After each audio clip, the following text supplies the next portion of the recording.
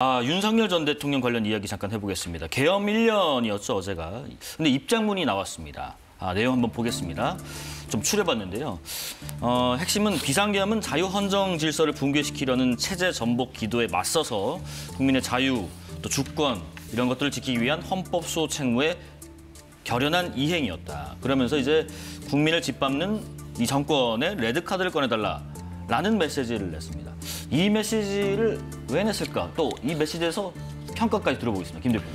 윤석열 전 대통령의 이런 인식이 있는 한 국민의힘이 제1야당으로서 국민적 신뢰를 회복하는 데는 상당한 어려운 장애요인이 됩니다. 마이너스다. 네. 본인이 그걸 인식하고 진정어린 작년 12.3 비상계엄에 본인은 아무리 비상대권을 통해서 과도한 민주당 절대 입법 권력의 그런 입법 행위라든지 그리고 장관이라든지 또 헌법기관장 그리고 검사들의 많은 탄핵이 있다 하더라도 네. 그걸 정치적으로 풀어야 될 문제를 비상대권, 비상계엄을 통해서 경고용어로 그걸 그렇게 할 수밖에 없었다. 그런 자신의 당위성을 이렇게 내세우고 그렇다면은 헌재에서 파면 그런 심사 결정이 나오지 말았어야죠. 지금 대한민국은 정확하게 헌법과 법률에 의해서 지금 이제 작년 12.3 비상계엄에 대해서 국회 차원에서 탄핵소추 그 결정이 있은 거는 있은 대로 존중한 거고 네. 헌재 결정은 헌재 결정대로 존중되어지고 남은 내용에 대해서는 특검과 그리고 사법부의 판단을 통해서 이게 법적 지금 판단이 이루어지고 있는 상황이에요. 네네. 그렇기 때문에 본인은 그러니까 2017년 박근혜 전 대통령의 경우와 지금 윤석열 전 대통령의 경우는 엄청난 지금 보수 우파 진영 내에서도 비교가 됩니다. 만일 그때 박근혜 전 대통령이 지금 윤석열 전 대통령 행식으로 지금 현재 국민적 공감을 얻지 못하는 그런 비해모적인 행위가 계속 이루어진다 그러면은 2022년도 우리가 다시 5년 만에 정권을 되찾을 수가 있었겠습니까?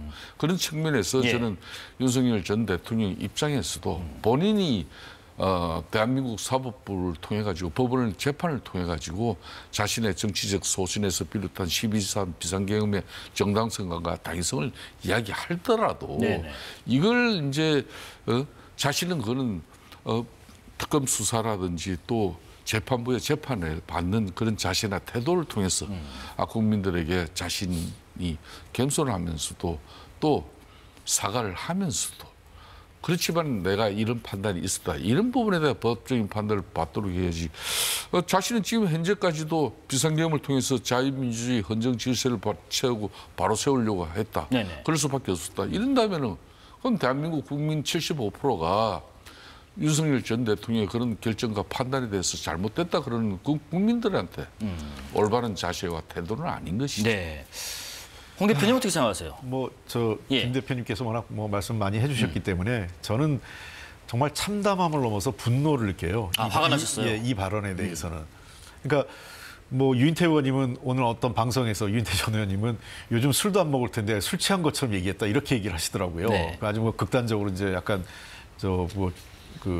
표현을 해주신 건데 그럴 정도로 아직도 정상적인 판단을 못하는 것 아니냐 이렇게 보입니다. 왜 그런 일이 나왔고 1년 전에 자신으로 인해서 빚어진 국민의힘의 보수 세력의 준 피해는 물론 떠나서 국가 국민에게 준 충격과 피해에 대해서 전혀 반성이 없는 거예요. 그리고 저는 이 문제에 대해서 윤석열 대통령에 대한 분노와 함께 국민의힘에게도 정말 한 말씀 드리고 싶어요. 이렇게 자꾸 윤어게인 세력, 그다음에 대한민국의 헌정 질서를 부정하는 세력에 대해서 숙주 역할을 하면 안 된다는 거예요. 그 근거를 자꾸 제공하는 겁니다. 뒤에 또 장동혁 대표 얘기가 있으니까 그 부분에서 말씀을 드릴 텐데 국민의힘이 그런 여지를 주고 있기 때문에 윤 대통령이 저런 발언이 나오고 소위 극단적인 세력들이 계속 버젓이 준동하는 이런 사회 불안정한 우리 사회 불안정한 모습에 상당 부분 국민의힘의 책임이 크다는 겁니다.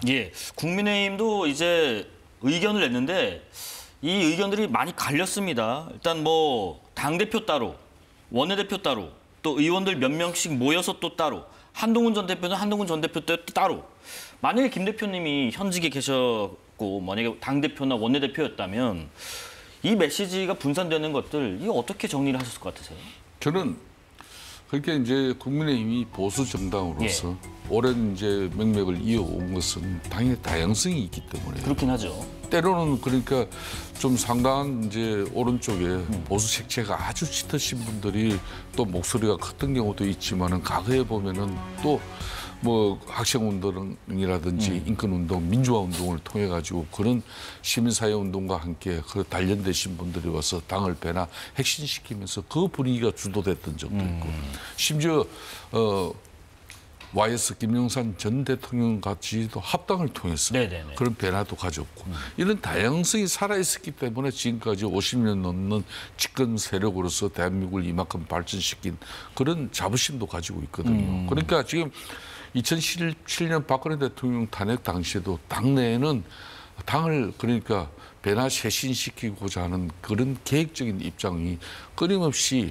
자유롭게 의사가 표출되고 있었고 아하, 예, 예. 또 한편으로는 박근혜 전 대통령이 그렇게 안타깝고 또 억울하게 탄핵이 이루어졌다.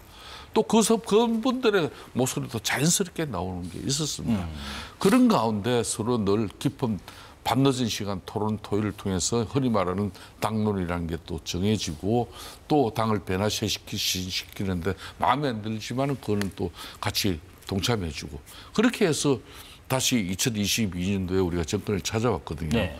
뭐 그런 차원이라면은 저는 대려 지금 당의 다양한 목소리가 이렇게 살아 움직여줘야 돼요.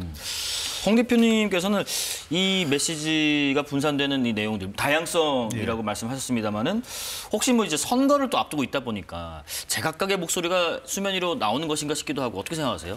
우선 저는 이 부분은 조금 김 대표님하고 좀 생각이 다른데요. 예. 다양성이라고 했을 때 다양성이 어디까지 인정할 거냐 하는 것도 있어요. 과거 박근혜 대통령과 관련돼서 국민의힘 당시 한나라당이 분열된 것은 헌정질서 자체를 부정한 건 아니었다고 좀 보입니다. 근데 지금 국민의힘의 소위 극단적인 세력의 일부는 부정선거를 주장하고 선거 부정을 얘기하는 거죠. 그다음에 이 비상계엄을 찬성하고 있고 또 비상계엄에 의해서 잘못된 현직 대통령을 헌법재판소가 헌법과 법률에 의해서 그것도 만장일치로 윤석열 당시 대통령이 임명했던 헌법재판관조차도 이거는 중대한 위헌이 있다고 해서 파면에 다 만장일치가 8대0으로 나왔지 않습니까? 근데 그거를 부정하는 사람들까지 다양성의 범위에 넣는다는 것은 제가 보기에는 선을 넘는 거라고 생각을 해요. 그러니까 그래서 아까 제가 얘기했지만 그 다양성의 범위의 한계를 명확히 그어주지 못하니까 다시 윤석열 대통령이 윤어게인이라는 사람들하고 연계해서 그 활동을 하게 되고 네. 그것이 국민의힘이 숙지 역할을 한다는 얘기를 제가 말씀드린 그런 부분이에요. 그러니까 그 제대로 끊지 못하면 저도 사실 국민의힘이 위헌정당 심판까지 가리라고 생각하지 않았어요. 오랫동안 잘 아실 거예요. 제 입장. 근데 요즘은 하다가 갈 수도 있겠다는 생각을 하고 있어요. 왜냐하면 이것은 누가 가는 게 아니라 국민의힘 스스로가 그 길로 가고 있다. 네. 특히 장동혁 대표의 처신은 매우 잘못됐다고 보고요. 이렇게 중대한 사안을 당대표 따로, 원내대표 따로, 그다음에 초재선 의원들 모임 또 따로 이렇게 나온다는 것은 당내 치열함이 없는 거예요. 치열하게 토론하고 최소한 오늘 이미 어제 12월 3일이 1주년이라는 것은 누구나 다 아는 사실이고 1주년 때 어떤 입장을 내야 되는 것도 잘 알고 있었을 거예요. 그때까지 통일된 입장을 못 냈다는 것 자체는 지금 국민의힘 내부의 역량이라는 것이 상당히 혼란스럽고 아마 수도권을 중심으로 한 지자체장들은 거의 울고 싶은 심정일 겁니다. 말씀 나눈 김에 그러면 한동훈 전 대표 기자회견 어제 했었는데 그 모습 잠깐 보겠습니다. 당시 여당 당대표로서 계엄을 미리 예방하지 못한 점에 대해서 다시 한번 국민들께 깊이 사과드립니다.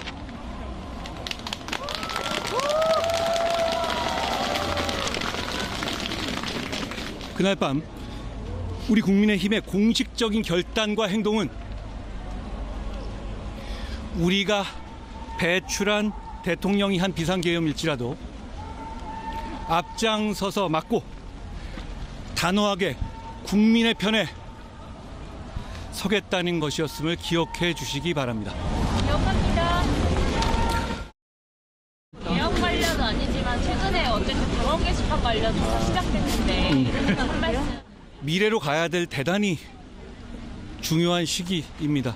저는 퇴행이 아니라 미래로 가야 한다. 이 말씀을 드립니다. 뭐 뒤에 지금 몇몇 의원들 모습도 좀 보였고요. 한동훈 전 대표 얘기를 잠깐 해보면 지금 당무감사가 진행이 되고 있는데 친한계로 분류되는 김종혁 전 최고위원에 대한 징계도 착수했고요. 이 과정은 지금 지난 지방선거 전에 한동훈 대표와 친한계를 좀 정리하는 작업인가 그런 얘기도 있습니다. 저는 국민의힘이 이제 좀 전에 홍영표 대표님도 뭐 아주 객관적이면서도 예. 현실적인 지적을 참 해주셨어요. 뭐 그런 지적에 대해서는 국민의힘 입장에서도 당은 달려야지만 상당히 뼈아프게 느껴야 될 그런 부분이 많다고 네네. 생각하는데 지금 이제 먼동이 트기 전에 가장 캄캄하잖아요. 그러니까 당이 새롭게 변화하고 몸부림치는 그런 상황이 저는 왔다 그래요. 이게 그나마 이제 큰 변화가 이제 시작되고 있다는 거죠. 불과 일주일 열흘 전만 해도 국민의힘 사정은 어떻게 됐습니까? 가연 12.3 비상계엄 뭐 1년을 앞두고 있지만은 반성과 성찰, 계엄으로 상처 입었을 그런 국민들에게 진정어린 사과라도 할 그런 마음 분위기 전혀 없었던 거거든요. 그렇지만 이제 예. 초재선 의원을 비롯해서 당의 많은 의원들 그리고 당 지도부도 이 부분에 대해서 이제 깊은 고민을 하고 비록 원내대표의 입장이지만은 뭐 그 송수 원내대표 같은 경우는 입장도 내고 장동혁 대표에 대한 입장 변화도 그리 머지않아서 저는 가질 거라고 보겠습니다. 예. 다만 제가 아까 당의 다양성을 이야기한 거. 그러니까 2017년 박근혜 대통령 단핵 시도 그런 박근혜 대통령을 추종하고 추앙하면서 흔히 말하는 친박 세력들이 끊임없이 당을 변화시키는데 협조가 되지 않고 뭐 대려 그 사람들 중심에 나서서 당을 뭐 좌지우지했다면 그때는 자신들이 패족이 되었어요. 그래서 이제 다 당이 또 하나로 갈 수 있는 그런 큰 힘을 만들어낼 수 있었거든요. 지금도 마찬가지입니다. 그런 측면에서 이 다양성을 제가 이야기하는 네. 거고 그런 측면에서 한동훈 전 대표 같은 게 단계 문제 같은 경우도 큰 틀에서 당이 새롭게 변화돼 가서 하나로 가는 과정 속에서 더군다나 내년 6.3 지방선거가 불과 6개월밖에 남지 않는데 덧셈의 정치를 해도 모자랄 판인데 뺄셈의 정치를 가지고 우리가 국민들에게 어떤 신임을 얻고 어떤 또 성적표를 손에 쥘 수가 있겠습니까? 이 부분은 정치적인 현실적인 이제 판단이 들어갈 수밖에 없는 거예요. 네, 어제 또 기자들 질문에 한동훈 전 대표가 이거 지방선거의 역할론 가능성에 대해서 완전히 닿지 않았어요. 열어두는 발언을 또 했던데 지방선거에서는 한 전 대표가 무슨 역할을 할 수 있을까 싶기도 해요. 그러니까 이제 최근에 그 국민의힘 내부에서 제가 좀 들은 이제 흘러나오는 얘기 이런 게 네네. 있더라고요. 그러니까 일단은 한동훈 전 대표 같은 경우는 지방자치단체장 선거보다는 아마 보궐선거 쪽이 좀 더 관심이 있다 이런 얘기가 좀 나오고 있고 네네. 민주당이 당연히 이제 내란 프레임을 내년 지방선거까지 하려고 하니 그거를 넘어서려면 장동혁 당대표를 간판으로 해서 못한다. 그래서 예컨대 뭐 서울은 뭐 오세훈 시장이 현직 시장이니까 경기도에도 유승민 전 대표 정도가 나가지고 그리고 그 공동선대위원장으로 당의 간판으로 선거를 치를 간판으로 한동훈 대표는 자기 뭐 보궐선거를 치러야 되니까 뭐 형식적으로 뭐 공동선대위원장 그다음에 외부에서 좀 더 합리적이고 중도적인 그 외연 확장을 해줄 만한 사람이 공동선대위원장을 맡아서 실질적으로 선거를 이끌어주면 그나마 그 내란 프레임을 조금 넘었으면서 선거를 좀 외연 확장을 해볼 수 있지 않을까 이런 얘기들을 몇몇 그 현직 의원들이나 또는 뭐 하신 분들이 얘기를 하더라고요. 네. 그렇게 하지 않으면 내년에 우리는 속절없이 민주당이 거는 내란 프레임에 그냥 두들겨 맞고 또 참패할 수밖에 없지 않느냐. 뭐 기껏해야 대구 경북을 중심으로 해서 영남권에서만 승리해서 뭐 흔히 얘기하는 뭐 TK 자민련, 대구 그 영남권 자민련 이런 얘기만 듣는 상황이 되면 당의 미래가 있겠느냐 이런 얘기를 국민의힘 내부에서 나오고 있기 때문에 네. 과거에 보수 정당이 선거는 잘 치렀거든요. 그러니까 이런 전략 전술을 과감하게 해야 될 필요도 있는데 그런 것도 지금 사실은 그런 역량이 상당히 떨어져 있는 게 제가 보기에는 외부에서 보기에는 좀 안타까워요. 그렇습니다. 그게 이제 한동훈 전 대표 같은 경우도 뭐 본인이 뭐 쉽게 말하면 양지를 찾아갈 수는 없는 상황이죠. 아마 뭐 국민의힘 입장에서는 정말 저런 데까지도 가서 저 인지도를 가지고 헌신 희생하려고 하는 그 진정성이 있다 그러면은 그 부분에 대해서는 장동혁 대표가 또 고민하지 않을 이유가 없는 거죠. 예. 정치라는 게 그렇게 풀어나가는 겁니다. 이제 그래서 이제 내년 6.3 지방선거에서 지금까지는 장동혁 대표 체제가 끊임없이 정청래 민주당 대표를 비롯한 그 이재명 정권적인 차원에서는 내란 세력 척결, 위헌정당 해산 심판 청구로 이렇게 이 당을 거의 해체시키는 상황까지 가려고 몰아가고 있지 않습니까? 이런 방식에 대응하는 유일한 방법은 그러니까 당의 적극적인 지층을 보수 우파 진영을 결속시켜서 대응하는 수밖에 없다. 여기까지는 좋아요. 네. 그렇지만은 이제 중도 무당층이 각급 선거 늘 심판자가 되지 않습니까? 그런 스윙보트가 될 수도 있고 캐스팅 보트가 될 수도 있는 거죠. 이걸 정치가 모를 리가 없지 않습니까? 민주당도 마찬가지거든요. 네. 민주당도 지금 이제 민주당 내에 강성 지층을 의식한 그런 정청래 당대표 그리고 의원들의 목소리가 크게 보이지만은 이제 내년 6.3 선거가 가면 갈수록 중도층을 소구력을 가지는 그런 애연 확장형에게 합리적 당 운영 그리고 이재명 정부의 국정 운영 방식도 그 결론은 국민 통합 이렇게 갈 수밖에 없을 거예요. 알겠습니다. 결국은 이제 우리 야당도 어떻게 변하는 거죠. 이제 시간이 얼마 안 남았죠. 네네. 자, 마지막으로 이 얘기하고 마무리해 보겠습니다. 어제 그 김건희 여사에 대한 검찰 구형이 나왔죠.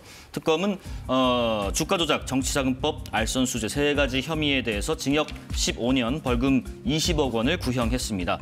그러면서 특검은 김건희 씨가 법 밖에 존재했고 법 위에 서 있었다. 그렇기 때문에 중형이 불가피하다고 얘기를 했고요.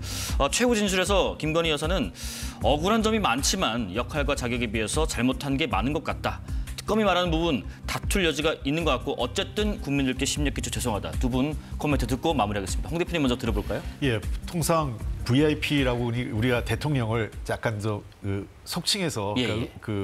뭐 경호팀이 이런 데 불러요. 그래서 VIP, V 그렇죠. 네, V 그러죠. 근데 V1, V0가 나온 건 처음이었습니다. 그러니까 대통령은 V1이고 V1 위에 김건희 씨가 V0로 사실상 상황 정치했다 이런 얘기가 안팎에서 흘러나왔어요. 그만큼 법 밖에 존재했고 법 위에 서 있었다는 얘기는 그 V0란 표현에서 이미 압축적으로 표현이 된다고 생각을 하고요.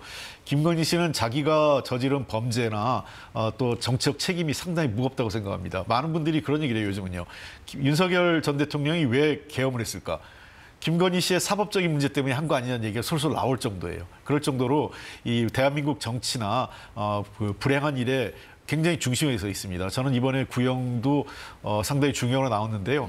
아마 판결도 이에 준해서 상당히 중형이 판결될 선고되리라고 예상하고 있습니다. 네. 김 대표님 말씀 듣고 마무리할게요. 그러니까 아까 우리가 다뤘던 김현지 부속실장 왜 이 부분에 대한 이분이 인사에 관여하는 부분이 국민적 공분을 넘어가지고 중요한가 하면은요. 국가 권력이라는 거는 이렇게 시스템에 의해서 작동이 되어져야만 그게 국민들이 납득을 할 수가 있는 거예요. 그런데 김현지 부속실장이 개입해서 공공 부분의 인사나 정부 산하 인사를 갖다 다 관여를 하게 되면 이재명 대통령이 사법리스크를 극복하는 과정에 많은 사적인 관계가 있는 겁니다. 그런 분들이 발탁되고 그런 분들이 중용된다 그러면 이게 공정한 인사라고 누가 볼 수 있겠습니까? 마찬가지로 김건희 여사 같은 경우도 윤석열 대통령 국정 운영에 가장 큰 걸림돌이 이분이었어요. 이분이 윤석열 대통령 국정 운영에 난벽상을 만들지 않았다면 윤석열 대통령이 왜 탄핵까지 됐겠습니까? 네. 저는 그런 측면에서 본인이 진정 어린 정말 자성과 성찰, 반성, 또 국민들에게는 사죄의 심정을 가지고 앞으로 네. 남은 재판도 그렇게 해주시기 한마디만 할게요. 예. 자꾸 이제 김건희 씨하고 김현지 씨 대표님 얘기하는데 윤석열 전 대통령과 이재명 대통령은 다릅니다. 알겠습니다. 그렇지 않을 겁니다. 네. 달라야 이 돼요. 선고는 내년 1월 28일에 있을 예정입니다.